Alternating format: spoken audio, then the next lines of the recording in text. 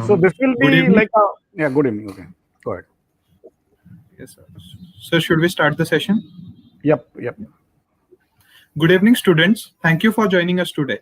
Coming Full Circle is an event where our distinguished alumni talk about their journey from IIT Bombay as a student and now back to their alma mater to inspire future generations. Mr. Ashish Chauhan is going to join us today for Coming Full Circle. He is considered as the father of modern financial derivatives in India due to his work at NSE. He is credited for reviving the Bombay Stock Exchange and completing its IPO. Prior to joining BSE, he has been the president and group CIO, head of corporate communications, and CEO of cricket team Mumbai Indians in its formative years. Throughout the years, he has been awarded the Distinguished Alumnus Award by IIT Bombay and IIM Kolkata. He has been awarded Digital Icon of Year by Indian Express Group. He has been ranked among the top CEOs in financial market by Asian Banker and amongst the top 50 CIOs in the world by Information Week US. Pandemic has disrupted our daily activities, and as much as we would have loved to meet and hear your talk in person, we still maintain the essence of IIT Bombay through its students. Sir, how does it feel to be present here today addressing the current students of IIT Bombay? No, thank you, Tanmay, and thank you, the organizers, for calling me back. I have been to IIT Bombay. I do come to IIT Bombay often because I stay in Mumbai, and so good to be back again.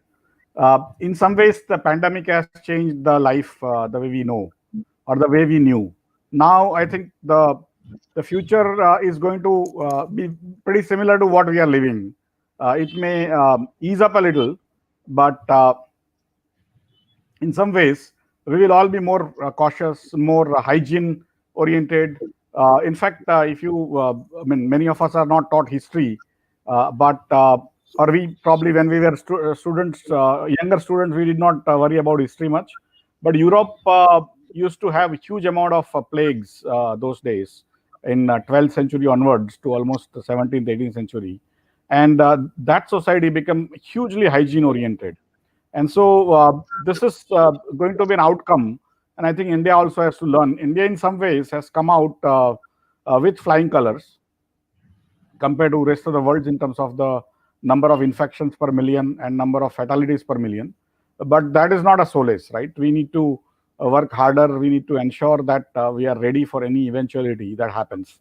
That reminds me of the situation where post World War II, the World War II actually went on for 4 or 5 years, and the only way it got closed down was because of something called atom bomb. Okay, the Hitler, the Germany moved out or killed many Jews, and some of the Jewish scientists who were supposed to be the best in Europe migrated to US, and they ended up helping US make what we now know as atom bomb. And the first atom bomb was actually blasted over Hiroshima, Nagasaki, two of them. And that basically frightened the Hitler and company. And that basically closed down the Second World War. But the outcome was that the weapon is so huge that other people, if they get it, that's going to be a problem. So US started working to stop other people from getting that weapon. And similarly, I mean, slowly Russia got it done using their spies. UK, France, and finally China. China was allowed later on because they were part of the UN Security Council.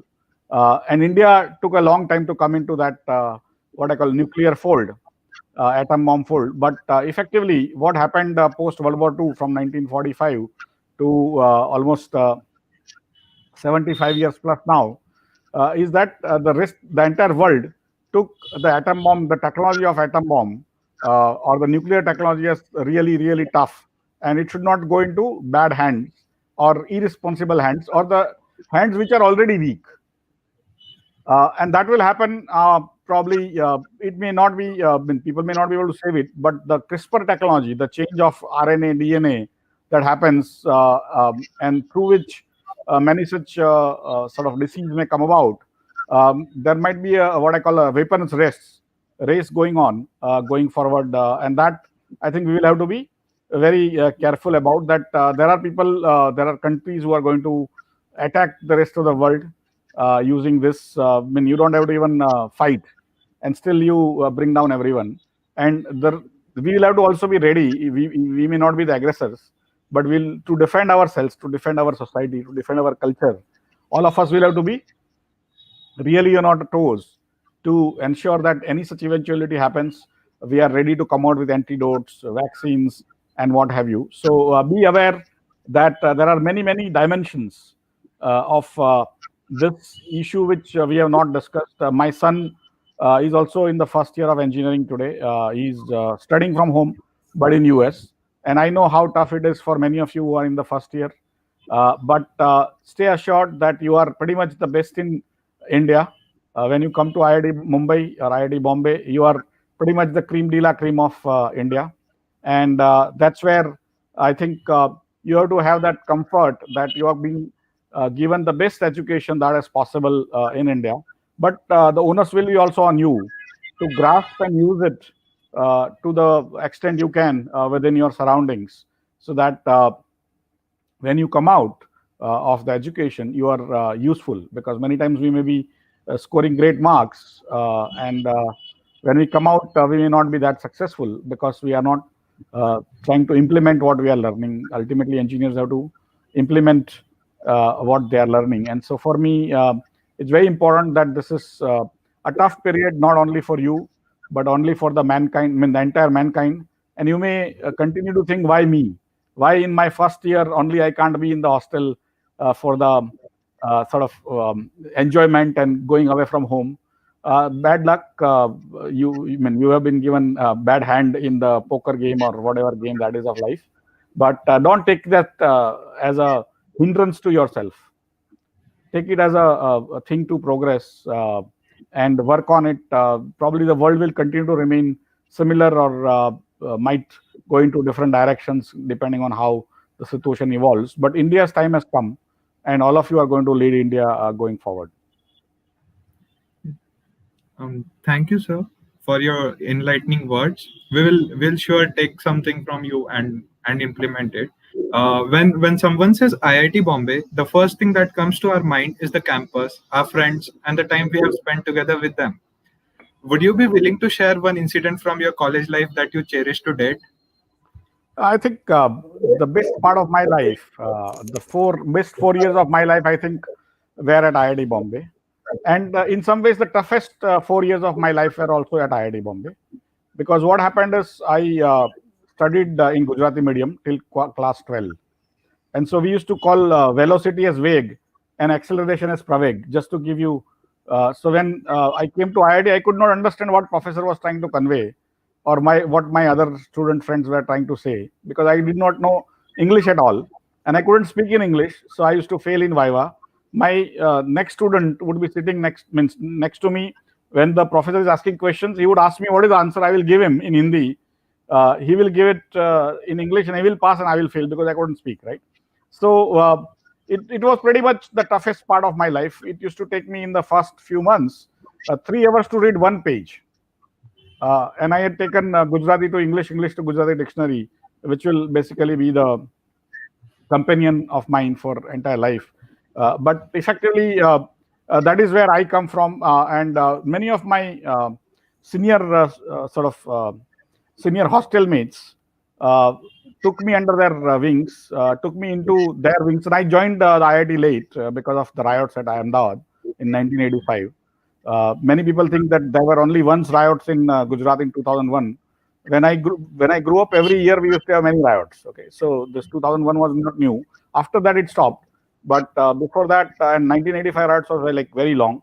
So my exams on 12th got over only in September, and so I joined the IIT in September, and literally half the term was over. In those days, IIT was very tough. Two sets of internal exams every Monday and Wednesday or Thursday. We used to have exams pretty much throughout the semester, and then end term, which you guys don't have. And so my seniors took me under their wings in the hostel, and they started teaching me English. They would actually spend more time on me than their own studies, which is what usually happens in IIT. You spend more time on extracurricular than what you were supposed to do. But I was lucky to have such friends, and I'm grateful to them. There are many, many such examples. I mean, because I couldn't speak English, I started sort of getting involved in extracurricular activities, which were in a way not getting me any results, especially in the marks. And so I started become part of the organizing committee of the Mood Indigo, Sports Fest, Film Fest. In F6, there was a event called Tarang, hostel mess during summer, because I used to do all the summers since I had to drop out some cases, I mean, courses, and also I failed a few. So basically, I was involved in all the extracurricular activities. And at some point in time, any general secretary had to organize anything, they would know that this guy is available, what we used to call dhanda not, person who has no work at all. And so I was pretty much the leader of that group. And we were all calling ourselves very proudly Non-Academic Student Association, NASA. And those were what I call false pretenses which we were living in. When I look back, probably I think I should have studied more, gone less into the sort of extracurricular. But extracurricular also did help overall in my life. So I wouldn't regret doing that, but I think I should have focused more on education. Many of the things are relatable to us too, sir. Moving forward into the event, sir, you had worked at Reliance Industries for a decade. You were the president and head CIO during your tenure. After this, you moved to the Bombay Stock Exchange. What was your prime motivation to step into finance? See, basically, what happened is after IIT and within IIT, I realized that I'm not a great engineer because I was not getting good marks, although the last term was different. And so I gave a CAT exam, and I also gave GATE as a part of the overall scheme of things. And so by luck, I also got great marks in GATE, which either tells me that I had like a fluke, or other engineers were worse than me. Whatever the case, I decided to go to IIM Calcutta. In IIM Calcutta, I learned basically I studied more economics and finance, and so I joined IDBI, Industrial Development Bank of India. Those days, IDBI was pretty much the largest financial institution India had, and I was doing the project finance there of power projects and electronics and all. And then there was a Harshad Mehta scandal in stock markets, and the government decided to set up National Stock Exchange, and they told IDBI to set it up, and the IDBI selected 5 people who were senior to me, who were like the stars of IDBI. I had just gone there one year before. I joined in '91 in IDBI, and this happened in '92. So by '92, and this NSE had to be set up, and one of the stars actually dropped out, saying this stock exchange will not work. It was supposed to be automated and things like that. And so they selected a guy who couldn't say no. That was me. And so out of 5 people team, I was selected as the youngest person, and was only engineer in the group out of 5. Others were economists and chartered accountants. And so I had to do everything which my colleagues did not want to do, and I had to also do what my colleagues could not do. So clearly they couldn't do IT, and I was a mechanical engineer with MBA in finance, but I had to do IT, and that taught me a lot. I set up India's first commercial satellite network. We used to send, when I was young, uh, we used to send a lot of satellites up there, but we never used them for commercial purposes. We used to just send Aryabhat and all sorts of INSAT 123, 128, 2B, 23, all those things, but we never used them.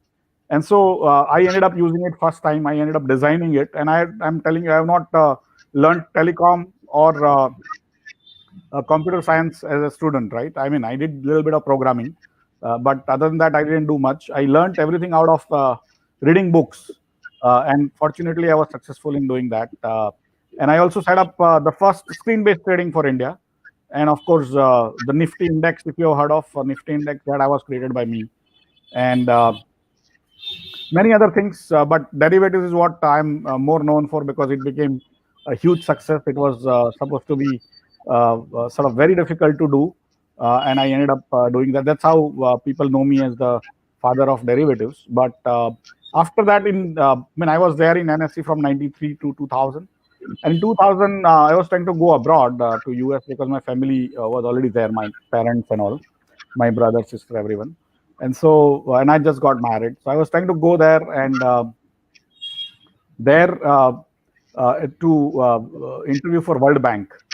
And so I was, when I got a call from Reliance Group saying, if you want to start your own exchange, B2B e-commerce, then we will fund you. And I told them that if I don't get a World Bank job, which I want, then I'll come and meet you. So I didn't get the World Bank job, which I wanted. They gave me something else, which I didn't want. I came back, went to Reliance and joined them as an entrepreneur. They funded my company in e-commerce. This is 2000 when internet was new to India and so on and so forth. But I was slightly ahead of the country, and that's why I failed also. So 2000, I had like, I mean, when I was the vice president in top five of NSE, and then I started on my own. And 2001, I had 100 people. I had great technology, but the B2B commerce market went down. And so Reliance said, we will not fund it anymore. But you are a sort of a very sincere guy, not very smart. But you can work with us in the telecom area. That's how I became part of the telecom group. And then I also was made the CIO, Chief Information Officer of Reliance Group. And later on, I also worked on many areas, including their IPOs for Reliance Petroleum. But people remember me more for the cricket team Mumbai Indian, which I set up in early years. And then parallelly, I had a separate company which my wife owned. My wife is doctor. She doesn't learn, she doesn't do computer science, but my wife owned a large portion of a company which was providing software to stockbrokers. And that company got taken over by BSE in 2009 end. And they put a condition because I was supposed to be very good in IT for stock markets internationally. And I was also the father of derivatives in India. And BSE had missed out on the derivatives bus. So they wanted me to kind of work with them at least for 1 year as a part of the deal. That's how I came to BSE as a deputy CEO. And after 3 years, the CEO resigned, and so I was made the CEO of BSE.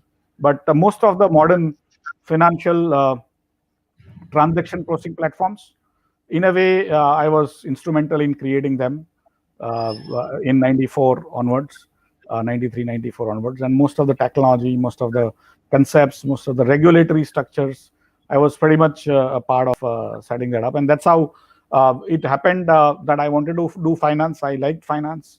But what I ended up doing is finance and IT both.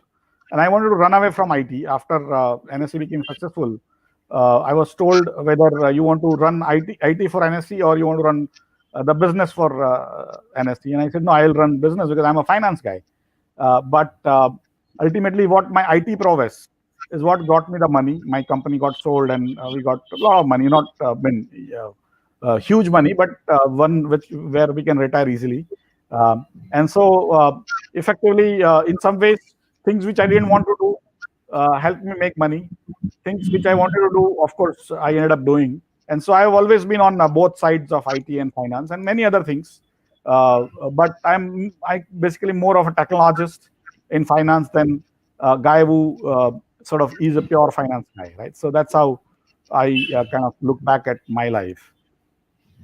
Yes, sir. So it's truly motivating, and it's great to know about your professional career from you. Uh, Sir, you have brought forward the idea of mutual fund distribution platform BSE Star MF, a web-based transaction processing platform, and it has been one of the most successful in the mutual funds ecosystem. What inspired you to undertake such a huge risk, and what were the challenges that you encountered? See, in a way, the NSE was the ultimate success I had at early age in life, right? So any success that comes later on, especially in a technological or even transformational sense, does mean kind of pales whether it's being the best CIO, Chief Information Officer in the world for chemical companies, or top 50 CIOs in the world, or best CEO in the financial sector. I mean, for me, still setting up that what I call high-tech exchange from scratch, where even US was not doing, Europe was not doing. We were the first to make it run, and it became so successful technologically and also business-wise that that thing will continue. But when I joined BSc, already there were many platforms which very nice entrepreneurs kind of had started to distribute mutual funds. But each of them used to basically they became large. The guys who could use technology, they became large, but the smaller guys who couldn't invest money in technology were actually falling behind. And BSc as an exchange is basically kind of it's a an exchange of many people, small and large, all. And so we said we will provide technology to smaller guys, and that's how we created this platform. It was, I mean, in retrospect, it looks huge because it became large. I mean, literally every year now we do 3 lakh crore of rupees, 3 lakh crore of transactions, almost 80, 90 lakhs a month transactions a month, and almost 25,000 or 30,000 crore of fundraising through that from small little people, not large IPO kind of things. And so it became hugely successful because I had seen while setting up the Reliance Infocom, the mobile systems, even while setting up NSE, that the scale up, if you are successful, becomes very, very, very easy, and it can grow up to be unbelievable numbers. And that's what I mean. But it takes a lot of time. You have to also go through a lot of politics. People oppose you. Even the people who are trying to support, people who are trying to help, also oppose you. So those are the things I had to go through my entire team. But the biggest thing about BSE and my entire life is to have frugal innovation.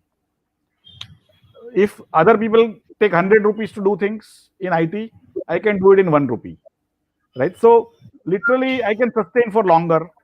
I don't have to have revenues for longer. And so the guy who is spending 100, tomorrow he'll spend 1,000. But I will do in 1 rupee much better IT and much better services to the customers. And that's how I mean I have lived my life in what I call very frugal framework, because I come from what I call bottom of the pyramid framework, and that has remained with me. And in some ways, if you spend a lot of money in a project, you may be able to accelerate, but you may also fail spectacularly because the expectations to become successful faster are there. Whereas in my case, what I have seen is that if you have a larger heart, you are able to take blows coming from everywhere and continue like Muhammad Ali in the boxing ring forever. The guy who can take maximum blows stands at the end, right? So that's what life is all about. And mutual fund distribution platform Star MF has proved that BSE today accounts for almost the entire net positive amounts that are coming into the mutual fund industry, and almost 30-40% of all types of transactions into the mutual fund industry. And every month we are adding more and more transactions to ourselves. So that tells you that you need to be really frugal. You need to be really on your toes. Every day you need to change, evolve, take feedback. But you have to be frugal, and you have to be there for long. Not like tomorrow I start my company and after 3 days I'll get $1 billion. Here I get nothing. I get only salary in BSE. I don't even own shares of BSE. But for me, the achievements you do is in some ways not relevant to the money you make.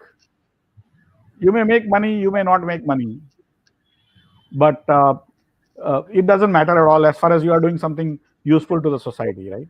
And that's what is very important for every IITian to understand, that you have that capabilities in you, that you can actually serve the society in some positive way, constructive way. And even if you don't get money, have hope, someday you will get. Work for it, don't get disappointed.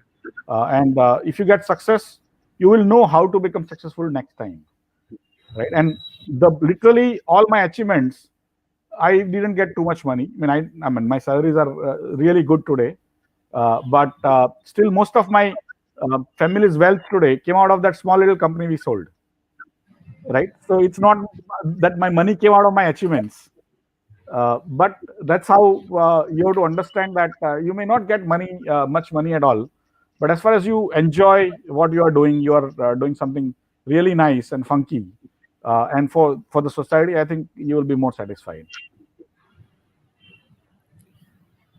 Yes, sir. It's really inspiring, and also it's really exciting to know this side of you and your views. Moving forward, in January 2017, you had successfully completed the IPO of BSE. In 2018, under your leadership, BSE commenced in the gold trade. So, where do you see the trade of gold headed towards? Also, as cryptocurrency has entered the market, what do you think will its impact be on traditional trading, businesses, and the economy as a whole? See, basically, since gold and crypto both are being seen similarly and being marketed similarly, saying that crypto is especially Bitcoin is some sort of a alternative to gold. Uh, in fact, if you look back, the entire history of science came from where, in search of creating gold. So alchemy, have you heard of word alchemy? Alchemy is basically the magic or something which you do which will create gold, right? And that's how chemistry came from alchemy, right? And the science, in a way, of course, physics and other things, but the alchemy is what was a prime motivation. So from time immemorial, humans have been wanting to create gold, right? Why? Because that is the wealth. Why gold is wealth, you need to understand. Then you will understand how cryptos are not that. Why gold is wealth is because it is inert, right? It doesn't go bad, unlike the iron and other things, right? But it is also malleable and so on and so forth. But biggest thing about gold is you cannot recreate it. You cannot recreate very anything close. Otherwise, it's useless as a metal. It's not that great as a metal, right?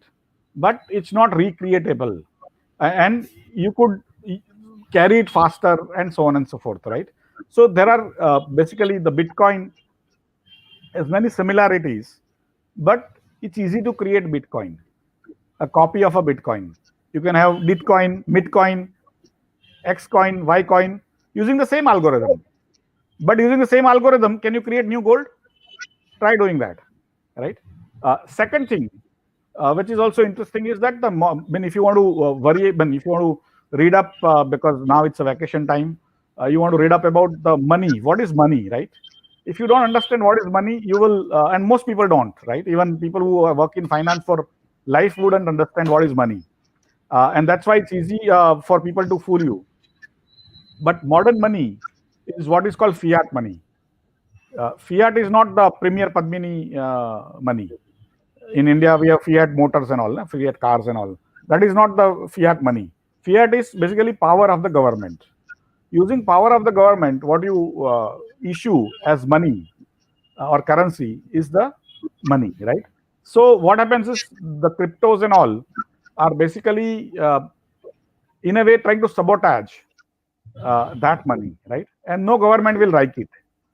The modern society, modern nation state like India, it has borders, right? But have you been to borders? No, right?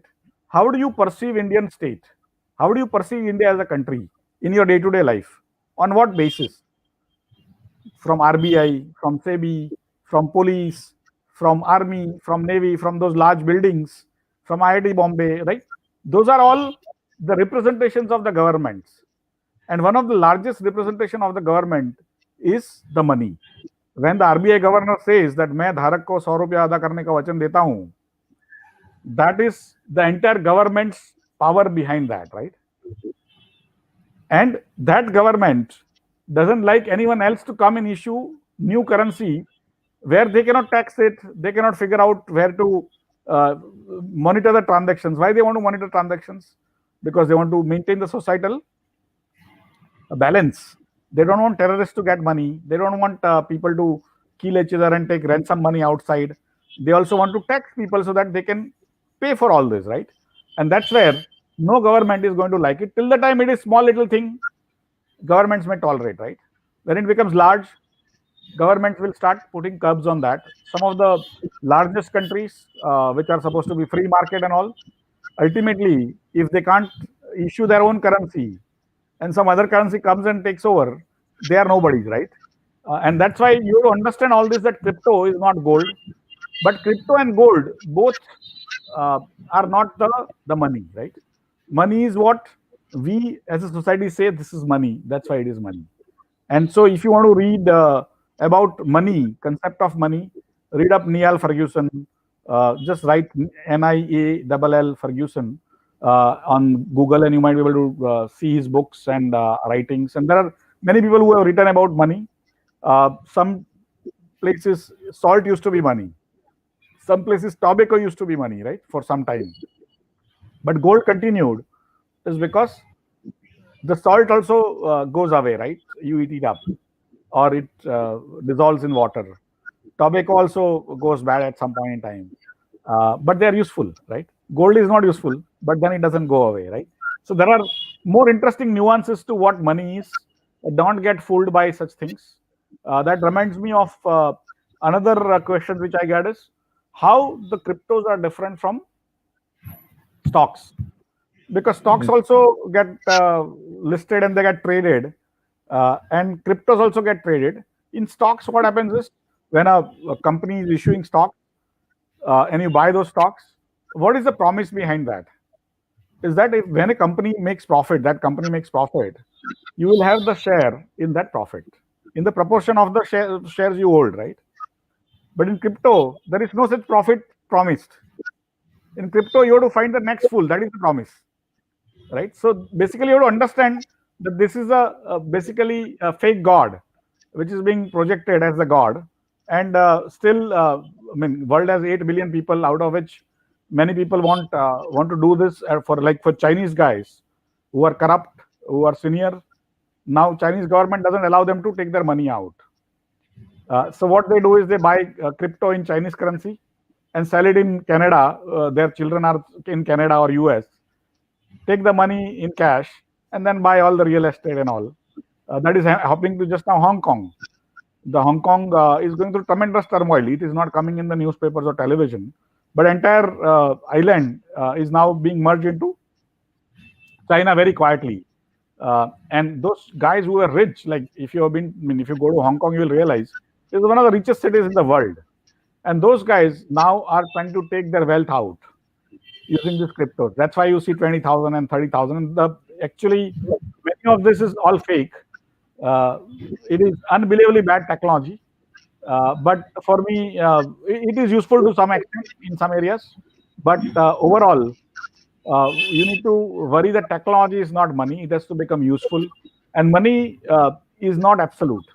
It is all of us who say this is money or this is wealth, then it becomes wealth. So effectively, for me, you will have many, many cryptos. I can start literally millions of series of currency. You can create, and everyone, it's like monopoly money. If you have heard monopoly, you have played in childhood, right?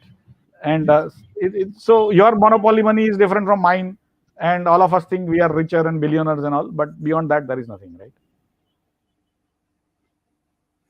I'm sure this gives a lot of idea to students about the cryptocurrency and also clarifies their doubts.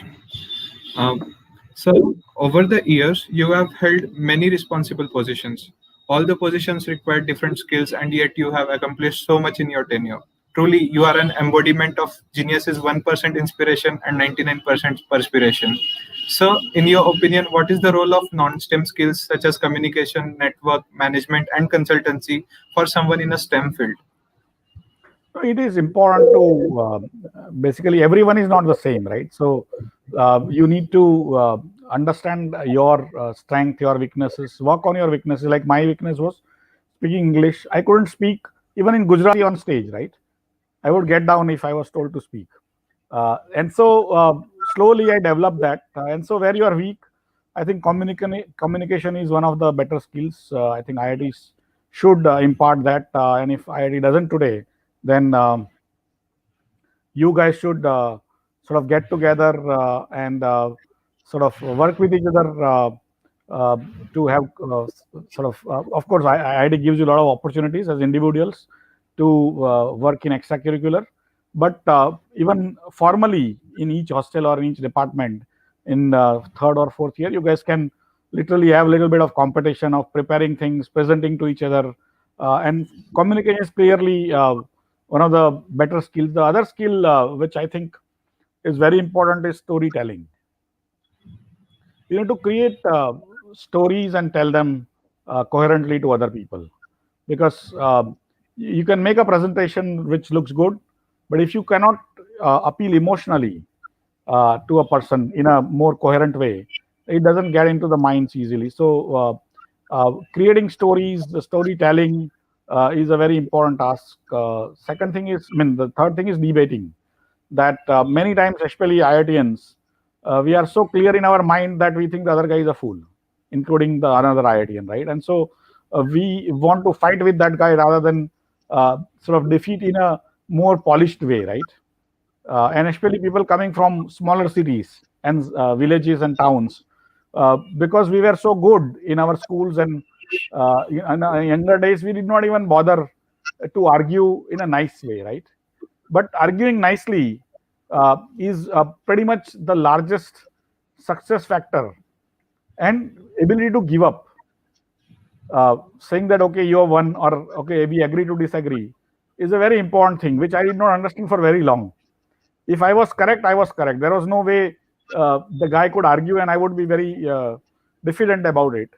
Today, when somebody is arguing, you have to listen to them. You have to try to argue with them nicely. But still, I think if I had that caliber or ability to do things nicely in a more easy debate, then probably I would have even achieved more. So, for me, this communication has many facets, but storytelling, debating in a nice way, especially coming for people coming from smaller towns, non-English speaking kind of background.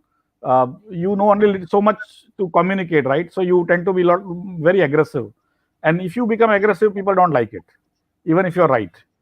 And bogus people with no substance start going above you because they are likable, you are not likable, right? And so sometimes of course it helps, you don't have to be likable always, you are not there to collect votes most of the times, but still if you are likable, it's a good trait to develop. So try doing that, and of course, which question to ask. We in entire life, all of us, especially at IIT, are very smart in answering questions, right? That's why we are in IIT. But we have not been taught which questions to ask. Life, the success will come if you know at any point in time which is the question to ask and which is the question to answer, right? So these are the skills you need to develop. I was never taught this, but looking back in life, I was never ambitious. I was, I mean, when I joined Hostel 6 on September 13, 1985, I had to fill the form. What is your hobby? And I wrote clipping, right? And so I was completely unambitious from childhood, which I'm still. I mean, that's why one of the reasons why I could float uh, despite all sorts of failures is because I didn't want to become anything. But not everyone can have that kind of attitude in life. But if you want to be successful of sort of any type, you need to develop that likability, storytelling, communications, and asking questions, right? Um, I hope we all will use all these guidelines from you and all these guidelines from you and apply those in our daily life. Uh, every master was once a beginner. You have been regarded as the father of modern financial derivations in India. Sir, would you share your journey in trade marketing with us? Also, what was it like as a beginner to NSE to BSE? Come again. Um, sir, would you share your journey in trade marketing with us? Also, what was it like as a beginner to NSE to BSE?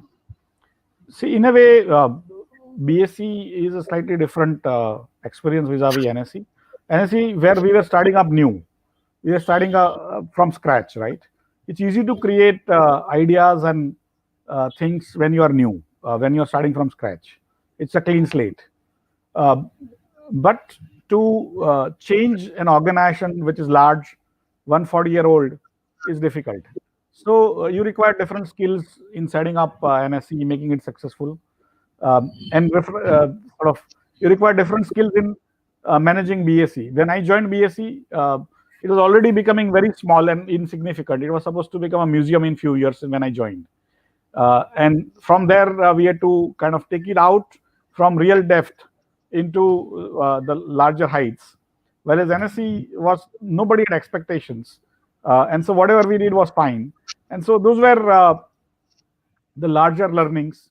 But effectively, I think the feedback, uh, getting feedback from entire environment every moment, being alert to that, trying to upgrade yourselves, your activities, is what finally makes any endeavor successful. Very seldom you will make something and it will become successful, and you don't have to change anything for rest of your life. No, it doesn't happen that way. You'll have to continue to evolve. It happened to Mark Zuckerberg. It happened to Larry Page. It happened to Nandan Nilekani, right? Uh, Change is going to be constant, and the more you become comfortable with the change, and each situation, uh, when you are small, you will have a different way of dealing with things. When you are slightly larger, you have to deal with things differently. When you are young, you can sort of live with much more smaller amount of money. When you are married and have children, they also have expectations. So all your circumstances also matter. Within your circumstances, how do you sort of evolve yourself, and also your sort of your corporation, your company, your departments which you work for, your work is what will make you or break you. And sometimes when luck comes your way, you usually, because we all of us have great understanding of the future, and we are so confident that we want to do only this path in our career. For me, uh, why in some ways I have seen so much color in my life. I have done work in pretty much literally 20, 30 large industries. And some of the most important work in the world and in the country I have done is largely because I did not have any clear path in my mind. Whatever I was told, I was happy. I did not have any clear expectation of money. If you give me so much, only I will work this way or that way. Otherwise, I will not work. I was happy getting very little. I was happy doing any work. If you give me work to bring tea and coffee, which my colleagues did after IIT and IIM, I still brought them tea and coffee, right? And interior decoration of premises and all sorts of things, right? If you give me work to clean a house or a clean a premises, I will do the best. I'll try to employ all sorts of technology in the lowest cost, and that is for me what has allowed me to not say no. I mean, when I was told that I am going to become the CIO of Reliance Infocom, first Mr. Ambani told me that at 2 in the night, saying, "What does a CIO do? Get a job spec."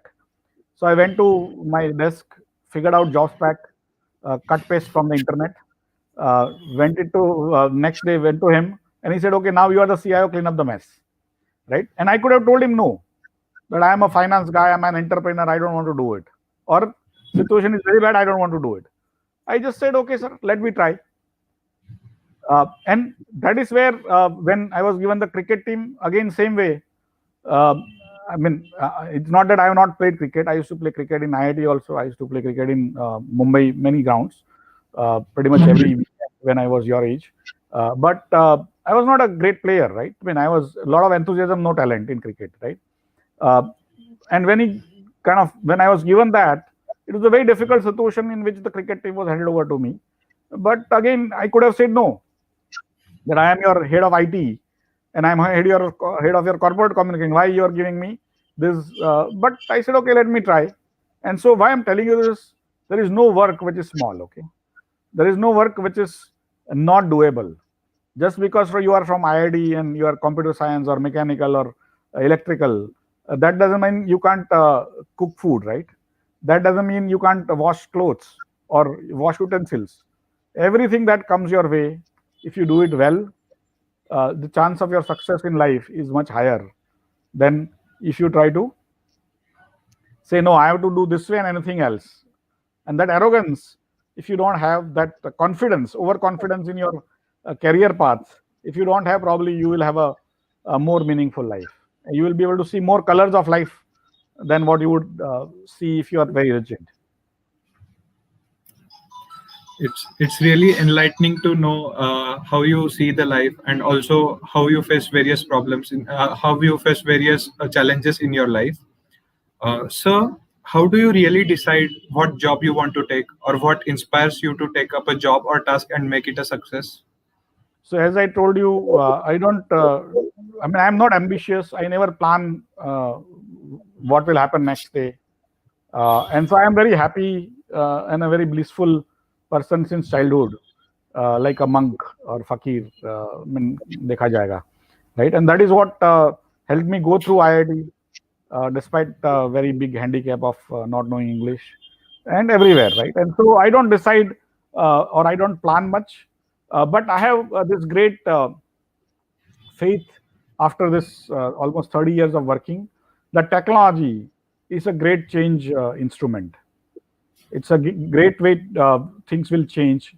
In last 30 years, life has changed completely. You will not appreciate because you are too young. But where I come from and where we were growing up, today it has changed completely. And India has changed completely. India's confidence has changed completely.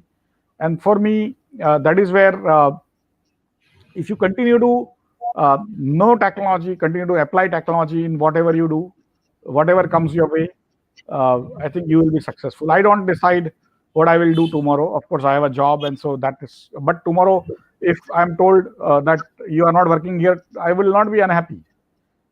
If they tell me tomorrow do something else, it is fine. And of course, whatever you do, try to be useful to the society, because ultimately, uh, with all your brilliance and all your achievements, the society has been responsible to bring you where you are. Right? It nobody becomes big on their own. They come on every many people's shoulders, right? And so it is a duty of everyone to continue to contribute to the society in whichever way you want. So I do participate in many social activities uh, to ensure that whatever I can contribute to uh, ensuring poor people, people without knowledge, wisdom, they get to see all these things. They get exposed to many things which we are privileged students or privileged people are able to do. Probably some of them will become uh, sort of successful in life, and that those are the things which I worry. But when even I was like 25, 30, 35, I had no ambition of what I need to do or what job I need to do so to make more money. Money came by accident and not by because of my job. But I still enjoy my job every day. I'm still after 30 years of working, probably 14, 15 hours, even on weekends, most days. I'm still as enthusiastic every morning as I was, say, when I started my first job, right? So that's what makes me sort of happy that I don't have expectations from anything. So, we are delighted to know that. Sir, semester 3 was online for all of us students. Also, this year has been hard on students. Sir, also, like, what message would you like to give to our students for on that? This life takes sudden changes. This was not expected. Nobody thought 2020 will be like this. But each person has a choice to take it in a positive way or in a negative way, right? Many of you might be cursing yourselves why it is happening to me when I am going to the IIT first time or second, I mean the second year. But take it as an opportunity. Try to make something out of it. Try to learn how to live, how to become useful to your parents. Most of you are at home, and many of you have been what I call pampered children because you were bright and brilliant, and I went to IIT. And so try to be useful, try to be understanding how difficult conditions your parents are going through, and hopefully humanity will go through this crisis successfully. And India is clearly a leader in uh, sort of thought process as well as how to execute, how to come out of this, including vaccines and all. But overall, take it as an opportunity rather than a threat to your life or your career. Yes, sir. Sir, Thank you for your views. We have also collected some questions from the students by floating some form. So the first question is, how can a beginner learn stock trading or investing, and what's a good time or age to step into stock market? See, stock trading is different from investing, right? So, I mean, investment is a long-term thing, and what you invest in, whenever you invest in a company, you invest for basically the profits that may come, and if the profits increase, the price of that share will go up because of the fact that that becomes more valuable, right? Whereas if you trade every moment, every second, every microsecond, then you are basically a trader, and you are not looking at the dividends and profitability. You are looking at only a temporary phenomenon, and both are not bad. But usually the nations are built by the investments, which are long term, not the speculation. It's like you want to run on treadmill, a marathon, you will stay at the same place. Trading is like that. However much you trade, you stay at the same place. But if you start walking even slowly, you will reach somewhere after 10, 30, 10, 15 years, right? And so for me, the investment is like walking, however slowly. And so there is no right age to invest. You can start today if you have your parents have some money. Start learning about investments, and many of us do not have that expertise of finance because each company works differently. Each company's management has to be sort of assessed. There are many ways to assess that, and so there are people who specialize in that. And so, if you want to invest, because that's where you get what I call benefit of other people working for you. That is, when you invest in a company, the management of the company and the workers of the company are working to get you profits, right? And so, if you have that surplus and you want to invest in the company shares, you should do that. And if you don't know too much about it, you can go through other experts like portfolio management schemes of many people who are experts in doing that. There are mutual funds which where you can invest in, and so on and so forth. So I wouldn't advise anyone to take up stock trading ever, unless you want to be really a professional trader. But if you want to do investments, you can do yourself also. You can invest in companies you like, companies of your friends, companies which are near your home, or companies which you know a little bit about. And if you think those companies are going to do well in future compared to what they are doing currently, and that the price of their shares justify that, you can buy and keep them. But if you don't think that you have that kind of skills or understanding, then you can go through other people. You can take advice of other people, pay them professionals who are there who run portfolio management schemes or mutual funds, and that would be equally good. I hope this clarifies doubts of the students. Moving forward to next question. Being students of IIT Bombay, students know that they will be getting a handsome placement, but if they want to do something else, it's very risky for them because success in that field isn't granted for sure, and that way they might have nothing in their hands at the end. So how to choose between the two? So this is a very interesting question because when we were young, none of us actually wanted to become entrepreneurs. We all wanted to become people with jobs. The gold medalist and silver medalist and toppers wanted to go to US and become professors, and bottomers like me wanted to be in India and take up jobs, right? So those were because the entrepreneurship was not so celebrated, and it was not easy to create wealth also, because if you have to make wealth, you have to put in a lot of wealth, which none of us had. Very few people had that kind of money to invest and then come out with larger wealth, and so but slowly the technology changed and allowed people without money to also set up businesses and create a lot of wealth. And some of my seniors, like Nandan Nilekani, who is my senior by 11 years, but we saw them, they came from nowhere, they had no money, from middle class families, and they became very rich by sort of a quirk of fate, but also their hard work and strategies and stuff like that. And so, in a way, today's world, you have many role models which we did not have. And you can understand that today's world also allows you, especially people with technology knowledge, to get involved in newer businesses. Put in little bit of money from other people. You don't have to put your money, your father's money, venture capitalist or angel people's money. Put your brains and hard work, and who knows, you might become a billionaire, right? And of course, other people who are investing in you also might become billionaire.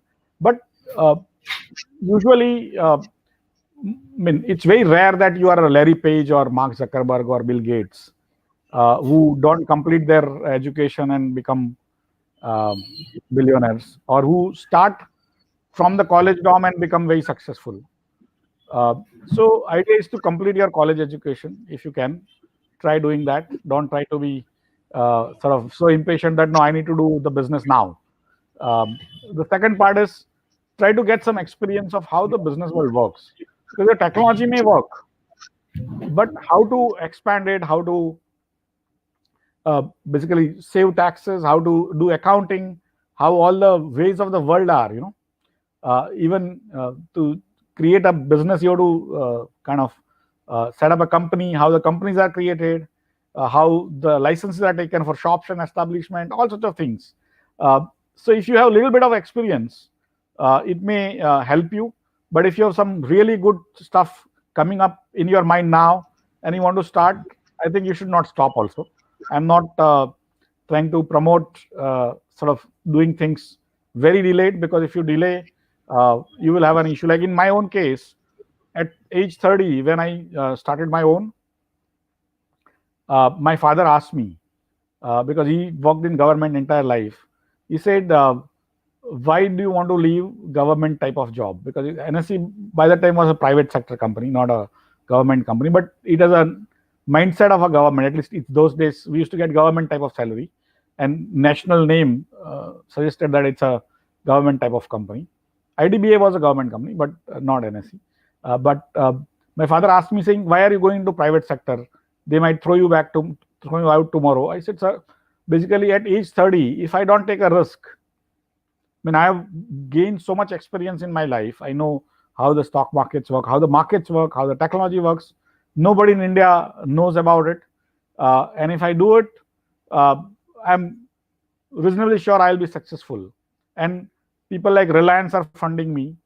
And it was not small funding. In 20 years back, 100 crore was a large funding, right? And still I became a failure, right?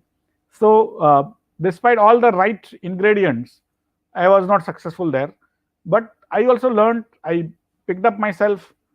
I had a parallel company going on, which was run by my ex colleagues from NSC, and that worked, and that was also giving me profits. My all my salary from Reliance was going into investing into this company and stuff like that. But depending on your situation, you can take risk. But in some ways, even as an employee now, I think because I was an entrepreneur before, it allows me to understand the business better, understand life better. If I was not an entrepreneur, I would have been a bad employee, right? So at this age, I think when I look back, I have not been a very successful entrepreneur, but I'm good employee because I was an entrepreneur. Yeah. Yes, sir. I guess this will help students to know how to take decisions and also how to take calculated risk. Sir, thank you very much for joining us today. Our audience has been thrilled to hear about your experiences during these difficult times. Hearing from you has been very refreshing and motivating. Thank you again. Thank you, Tanmay. Thank you, guys. Bye.